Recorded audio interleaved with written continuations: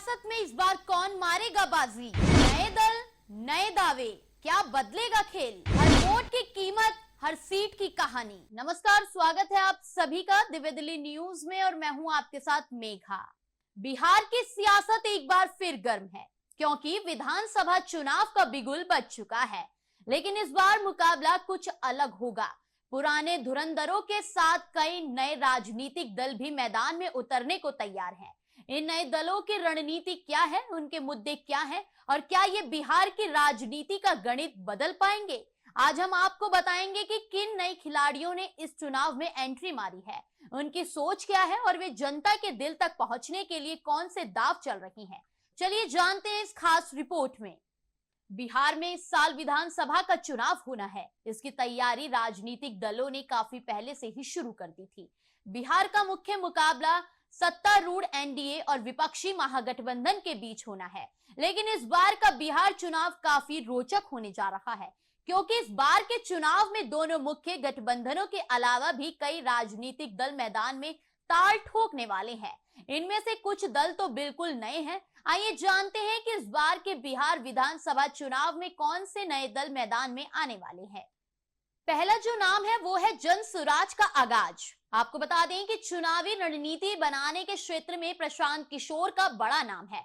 Corporate की नौकरी छोड़कर कुछ साल पहले वो नीतीश कुमार के जनता दल यूनाइटेड से जुड़े थे, लेकिन जदयू से उनका साथ लंबा नहीं चला। जदयू छोड़कर उन्होंने राजनीतिक दल बनाने की घोषणा की। राजनीतिक दल की घोषणा से पहले पीके के नाम से मशहूर प्रशांत किशोर ने जन सुराज यात्रा पद यात्रा शुरू की। इस दौरान उन्होंने बिहार के गांवों की पैदल यात्रा की।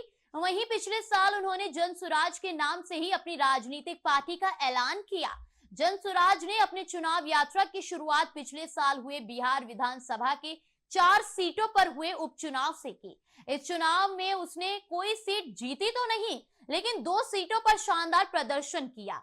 इमामगंज सीट पर तो जन सुराज के उम्मीदवार ने 37,000 तक वोट हासिल कर लिया। इन सीटों पर आरजेडी को मिली हार के लिए जन सुराज को जिम्मेदार माना गया। इस साल होने वाला विधानसभा चुनाव जन सुराज के लिए पहला विधानसभा चुनाव होगा। यह पार्टी रोजगार और विकास के मुद्दे पर मैदान में है। अब जो दूसरा नाम है वो है इंडियन इंकलाब पार्टी। बिहार विधानसभा चुनाव के मैदान में इस बार इंडियन इंकलाब पार्टी भी जोर लगाएगी। इसका गठन किया है आईपी गुप्ता ने। इंजीनियर आईपी गुप्ता इससे पहले कांग्रेस में थे। उन्होंने इस साल अप्रैल में कांग्रेस छोड़ दी थी। चुनाव मैदान में उतरने से पहले ही अप्रैल में आईपी गुप्ता ने पटना के गांधी मैदान में महारैली का आयोजन किया था। इसमें बड़ी संख्या में लोग आए थे। वहीं गुप्ता का आधार तांती और तत्वा जाति में है। यह जाति इन दिनों अनुसूचित जाति में शामिल होने की लड़ाई लड़ रहा है। इंडियन इंकलाब पार्टी महागठबंधन में शामिल होने की कोशिश कर रही है। सीटों को लेकर बातचीत चल रही है। इसके साथ ही वो असुद्दीन ओवैसी की AIMIM के संपर्क में भी हैं। अब जो तीसरी पार्टी है वो है जय हिंद सेना। आपको बता दें कि भारतीय पुलिस सेवा की नौकरी छोड़कर राजनीति में शिवदीप वामन राव लांडे ने जय हिंद सेना के नाम से अपनी राजनीतिक पार्टी बनाई है। उन्होंने 2024 में IPS की नौकरी छोड़ दी थी।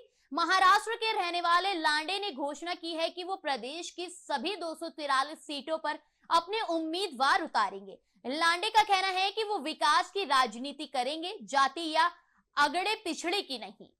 अब जो चौथी पार्टी है वो है विकास वंचित इंसान पार्टी। विकास वंचित इंसान पार्टी या VVIP का गठन किया है हेलीकॉप्टर बाबा के नाम से मशहूर प्रदीप निषाद ने।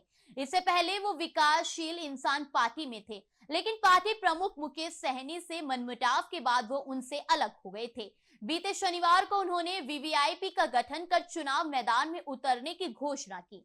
VVIP शोषितों, पीड़ितों, दलितों, महादलितों, अति पिछड़ों और अल्पसंख्यकों के आर्थिक, सामाजिक, शैक्षणिक और राजनीतिक उत्थान का काम करेगी। निषाद ने दावा किया है कि VVIP सभी जाति, धर्म और संप्रदाय के लोगों की पूर्ण सहभागिता सुनिश्चित करेगी। लेकिन माना यह भी जा रहा है कि VVIP की भी नजर निषाद मल्लाह जाति के वोटों पर है।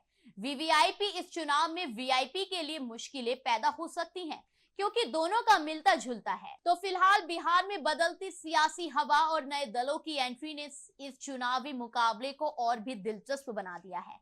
आने वाले दिनों में जनता का मूड किस करवट बैठेगा, ये देखना बेहद अहम होगा। जानने के लिए अभी टाइप करें दिव्य दिल्ली न्यूज। नीचे दिए गए सब्सक्राइब बटन को दबाएं और नोटिफिकेशन के लिए दिए गए बेल आइकन को क्लिक करें। हमारे वीडियोस को लाइक, शेयर और कमेंट करना ना भूलें।